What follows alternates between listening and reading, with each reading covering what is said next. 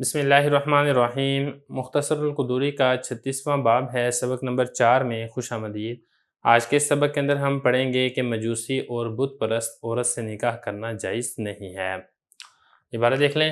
وَإِذَا طَلَّقَ الرَّجُلُ امْرَأَتَهُ طَلَاقًا بَائِنًا لَمْ يَجُزْ لَهُ أَن يَتَزَوَّجَ بِأُخْتِهَا حَتَّى تَنْقَضِيَ عِدَّتُهَا وَلَا يَجُوزُ لِلْمَوْلَىٰ أَن يَتَزَوَّجَ أَمَتَهُ وَلَا الْمَرْأَةَ عَبْدَهَا وَيَجُوزُ تَزْوِيجُ الْكِتَابِيَّاتِ وَلَا يَجُوزُ تَزْوِيجُ الْمَجُوسِيَّاتِ وَلَا الْوَثْنِيَّاتِ وَيَجُوزُ تَزْوِيجُ الصَّابِيَّاتِ إِنْ كَانُوا يُؤْمِنُونَ بِنَبِيٍّ وَيُقِرُّونَ بِكِتَابٍ وَإِنْ كَانُوا يَعْبُدُونَ الْكَوَاكِبَ وَلَا كِتَابَ لَهُمْ لَمْ يَجُزْ مُنَاكَحَتُهُمْ وَيَجُوزُ لِلْمُحْرِمِ وَالْمُحْرِمَةِ أَن يَتَزَوَّجَ فِي حَالَةِ الْإِحْرَامِ۔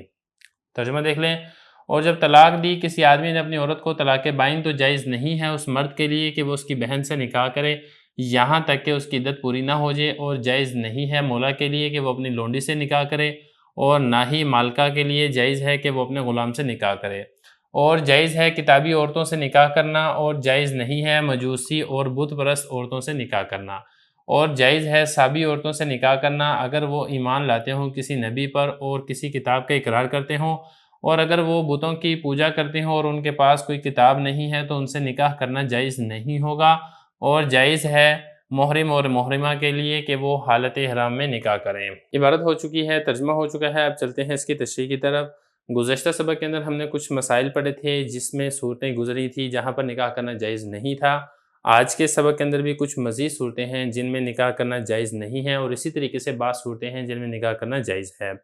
پہلا مسئلہ حضرت نے یہ ذکر کیا کہ جب آدمی نے اپنی عورت کو طلاق بائن دے دی تو پھر اس کے لیے اس کی بہن سے نکاح کرنا جائز نہیں ہے یہاں تک کہ اس عورت کی عدت پوری نہ ہو جائے، کیونکہ جب تک وہ عدت کے اندر موجود ہے تب تک کچھ نہ کچھ احکام باقی رہتے ہیں۔ مثال کے طور پہ جب تک عورت عدت کے اندر موجود ہو، عورت کسی اور جگہ نکاح نہیں کر سکتی ہے۔ اسی طریقے سے جب تک وہ عدت کے اندر موجود ہو، خامند کے ذمہ لازم ہوتا ہے کہ وہ اس کو خرچہ بھی دے گا اور اس کو رہائش بھی فراہم کرے گا، تو کچھ نہ کچھ نکاح کے احکام باقی رہتے ہیں۔ اسی وجہ سے خامند کے لیے جائز اور درست نہیں ہے کہ جب تک اس عورت کی عدت پوری نہ ہو جائے اس سے پہلے وہ اس عورت کی بہن سے نکاح نہیں کر سکتا ہے۔ تو یہ فرمایا کہ جب آدمی نے اپنی عورت کو طلاق دی، یہ جو ہو ضمیر ہے یہ لوٹ رہی ہے رجل کی طرف۔ طلاق بھی کون سی تھی؟ طلاق بائن دی۔ طلاق بائن اس لیے کہا کہ اگر طلاق رجی دی ہو تو طلاق رجی سے تو نکاح برقرار رہتا ہے، اور نکاح برقرار ہو تو وہ مسئلہ پہلے گزر چکا ہے کہ بہن سے نکاح کرنا جائز نہیں ہوتا ہے۔ طلاق بائن سے البتہ نکاح ختم ہو جاتا ہے لیکن کچھ نہ کچھ احکام اس کے باقی رہتے ہیں۔ لم یجوز لہو تو جائز نہیں ہے اس کے لیے، کس کے لیے؟ رجل کی طرف یہ بھی ضمیر لوٹ رہی ہے۔ ان یتزوج باختیہا، یہ کہ وہ نکاح کرے اس کی بہن کے ساتھ، یہ جو ہا ضمیر ہے یہ لوٹ رہی ہے اس عورت کی طرف۔ حتی تنقضی عدتہا، یہاں تک کہ اس کی عدت پوری ہو جائے۔ یہ جو عدت ہے یہ تنقضی کا فاعل بن رہا ہے، اور اس میں یہ جو ہا ضمیر ہے یہ لوٹ رہی ہے اس امرا کی طرف، عورت کی طرف۔ اگلا مسئلہ دیکھیں۔ اگلا مسئلہ حضرت فرما رہے ہیں کہ آقا کے لیے اپنی لونڈی سے نکاح کرنا جائز نہیں ہے۔ لونڈی آقا کی ملکیت کے اندر ہوتی ہے، اس سے جماع تو کیا جا سکتا ہے، ملک وطی تو اس کو حاصل ہوتی ہے، لیکن نکاح نہیں کر سکتا ہے۔ اگر اس نے اس سے نکاح کرنا ہے تو اس کا طریقہ کار یہ ہے کہ پہلے اس کو آزاد کرے، آزاد کرنے کے بعد پھر وہ اس سے نکاح کر سکتا ہے۔ بالکل اسی طریقے سے جو مالکہ ہے، مالکہ اپنے غلام کے ساتھ بھی نکاح نہیں کر سکتی ہے، اور اس میں ایک اعتبار سے تھوڑا سا فرق ہے، وہ یہ ہے کہ آقا اپنی لونڈی سے وطی تو کر سکتا ہے، لیکن جو مالکہ ہے، مالکہ اپنے غلام کے ساتھ وطی بھی نہیں کر سکتی ہے۔ تو یہ فرمایا جائز نہیں ہے مولا یعنی آقا کے لیے کہ وہ اپنی لونڈی سے نکاح کرے۔ یہ جو ہو ضمیر ہے یہ لوٹ رہی ہے مولا کی طرف۔ ولل مرا، یہ جو مرا ہے نا اس سے پہلے بھی لا یجوز ہے، لا یجوز للمراتی، جائز نہیں ہے عورت کے لیے، مطلب یہ کہ مالکن کے لیے۔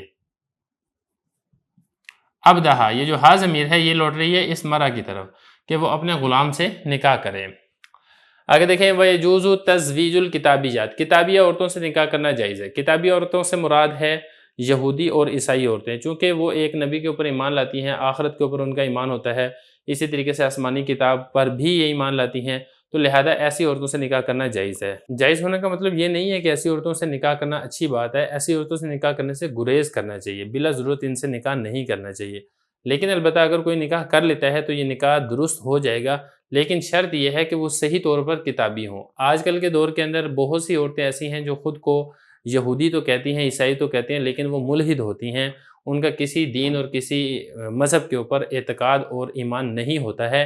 ایسی عورتوں سے نکاح بالاتفاق جائز اور درست نہیں ہے۔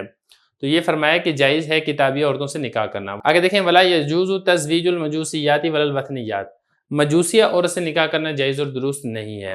مجوسی کہتے ہیں جو آگ کی پوجا اور پرستش کرتے ہیں، ایسی عورتوں سے نکاح نہیں کیا جا سکتا ہے۔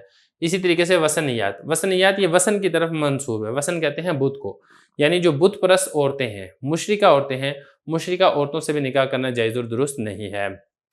یہ فرمایا ولا یجوز تزویج المجوسیات ولا الوثنیات، مجوسی عورتوں سے اور وثنی عورتوں سے نکاح کرنا جائز اور درست نہیں ہے۔ آگے دیکھیں ویجوز تزویج الصابیات ان کانوا یؤمنون بنبی، یہ ایک اختلافی مسئلہ ہے، صابیہ عورتوں سے نکاح کرنا جائز ہے یا پھر جائز اور درست نہیں ہے۔ اب صابی عورت کیا ہوتی ہے، اس کی تعریف کے اندر اختلاف ہے امام صاحب کا اور صاحبین کا۔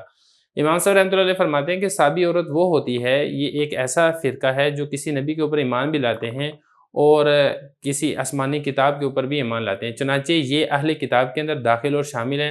اگر ایسی عورت سے نکاح کر لے گا تو نکاح جائز اور درست ہو جائے گا۔ جبکہ صاحبین فرماتے ہیں کہ صابی کہتے ہیں جو ستاروں کی پوجا کرتے ہوں اور ان کے پاس کوئی آسمانی کتاب نہیں ہوتی ہے، لہذا یہ اہل کتاب میں داخل اور شامل نہیں ہوں گے، ایسی عورت سے نکاح کرنا جائز اور درست نہیں ہوگا۔ دوسری کے بارے میں حضرت فرما رہے ہیں کہ صابیہ عورتوں سے نکاح کرنا جائز ہے اگر وہ کسی نبی پر ایمان لاتے ہوں اور یقرون اقرار کرتے ہوں کسی کتاب کا، وَإِن كَانُوا يَعْبُدُونَ الْكَوَاكِبَ وَلَا كِتَابَ لَهُمْ، اور اگر وہ کواکب یا کوکب کی جمع ہے، ستاروں کو کہا جاتا ہے، اگر وہ ستاروں کی پوجا کرتے ہیں اور ان کے پاس کوئی کتاب نہیں ہے، لم یجوز مناکحتہم، تو ان سے نکاح کرنا جائز اور درست نہیں ہوگا۔ مناکحہ یہ باب مفاعلہ کا مصدر ہے، اس کا مطلب ہوتا ہے نکاح کرنا۔ اب اس میں یہ ہے نا کہ اگر کوئی ایسی عورت مل گئی ہے جو اپنے آپ کو صابی کہہ رہی ہے تو آپ اس سے اس کا عقیدہ اور نظریہ پوچھ لیں۔ اگر تو اس کا عقیدہ اور نظریہ اہل کتاب والا ہے تو اس سے نکاح جائز اور درست ہوگا، اگر اس کا عقیدہ اہل کتاب والا نہیں ہے تو اس سے نکاح کرنا جائز اور درست نہیں ہوگا۔ آخری مسئلہ جو اس میں سبق میں ذکر کیا جا رہا ہے وہ یہ ہے، محرم اور محرمہ کے لیے ایک شخص ہے، اس نے احرام باندھا ہے، چاہے وہ عمرے کا احرام باندھا ہو چاہے اس نے حج کا احرام باندھا ہو، تو حالت احرام کے اندر نکاح کرنا جائز اور درست ہے۔ خود نبی کریم صلی اللہ علیہ وسلم نے بھی حالت احرام میں نکاح کیا تھا۔ اسی طریقے سے جو عورت ہے وہ بھی اگر حالت احرام کے اندر ہے تو وہ بھی نکاح کر سکتی ہے۔ اب نکاح تو کیا جا سکتا ہے لیکن وطی نہیں کی جا سکتی ہے حالت احرام میں۔ حالت احرام کی ممانعات میں وطی کرنا تو ہے لیکن حالت احرام کی ممانعات میں نکاح کرنا نہیں ہے۔ تو یہ بتا رہے ہیں کہ جائز ہے محرم اور محرمہ کے لیے ان یتزوجا، یہ کہ وہ نکاح کریں فی حالت الاحرامی، حالت احرام میں۔